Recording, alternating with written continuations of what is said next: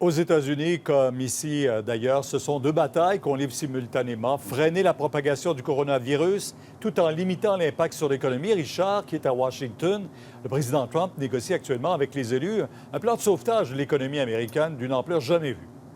Tout à fait, Pierre. On en est à la troisième phase, troisième étape, si vous voulez, pour aider les Américains, mais aussi aider l'économie dans cette crise du coronavirus. Il y a ce premier plan, je vous en avais parlé, 8 milliards de dollars, 8 milliards 300 millions. Là, c'était fondamentalement pour l'aide médicale, l'aide à la recherche d'un vaccin. On a eu 100 milliards de débloqués, fondamentalement pour que les Américains aient accès à des congés de maladie. Mais là, on pense à une troisième phase, à un plan clairement mis sur pied pour relancer, là, c'est un plan pour stimuler l'économie américaine. Et puis, puisqu'il s'agit de Donald Trump, Pierre, vous l'imaginez bien, il veut que ce soit gros. On parle de même 1000 milliards de dollars. Écoutez-le. We want to go big, go solid. The country is very strong. We've never been so strong, and that's what we're going to be doing. We don't want, with this invisible enemy, we don't want airlines going out of business. We don't want people losing their jobs or not having money to live when they were doing very well just 4 weeks ago. So we're going big, and that's the way it'll be, and that's the way everybody seems to like it. D'ailleurs, le président Trump qui a rencontré au cours de la journée des représentants de l'industrie du tourisme. On sait que c'est catastrophique. On pense à toute l'industrie de l'aviation, par exemple. Voilà, l'aviation, l'hôtellerie, le divertissement. Ces gens-là étaient réunis dans la Cabinet Room de la Maison-Blanche. Pierre, vous voyez d'ailleurs, on a même fait comme on dit ici, du social distancing. On a pris nos distances, on laissait un siège ouvert entre deux places. Ces PDG-là, des grands groupes, Pierre, je vous le dis, là, Intercontinental, Hilton, Marriott, Hyatt, mais aussi Disney, Universal, MGM.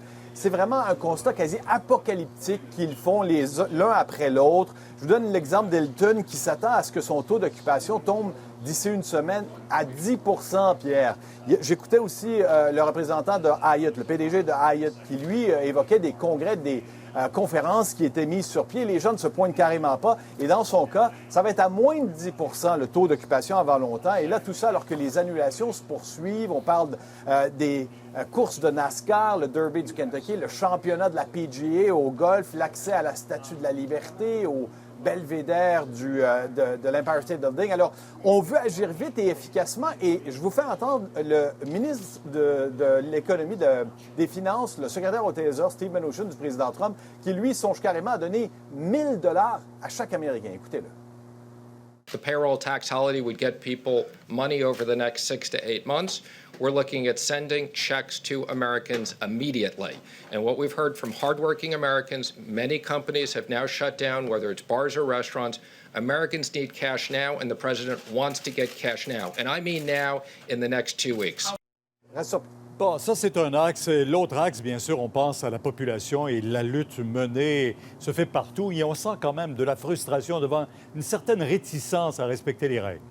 Et voilà. Il y a quand même un certain nombre de succès, c'est certain, par rapport, Pierre, à ce qu'on observait il y a une semaine, 10 jours. Cela dit, on n'a que 59 000 tests, en tout cas, c'était ça, autour de 13 heures, réalisés dans un pays de l'ampleur des États-Unis, 320 millions d'habitants, c'est insignifiant. Vous voyez ce qui se passe à Chicago, les villes sont désertées, mais ce que les experts derrière le président soulignaient, c'est que le message là, doit passer d'une génération à l'autre. On peut prendre soin des gens qui ont un système de santé déficient, on doit s'occuper des personnes âgées, mais il faut que les plus jeunes, là, les gens qui ont tendance à vouloir sortir dans les bars et les restaurants, comprennent le message, fassent leur effort et restent chez eux, se soumettent aux consignes. Je vous fais entendre une des expertes du président. We're asking the younger generations to stop going out in public places, to bars and restaurants, and spreading asymptomatic virus onto countertops and knobs and grocery stores and grocery carts.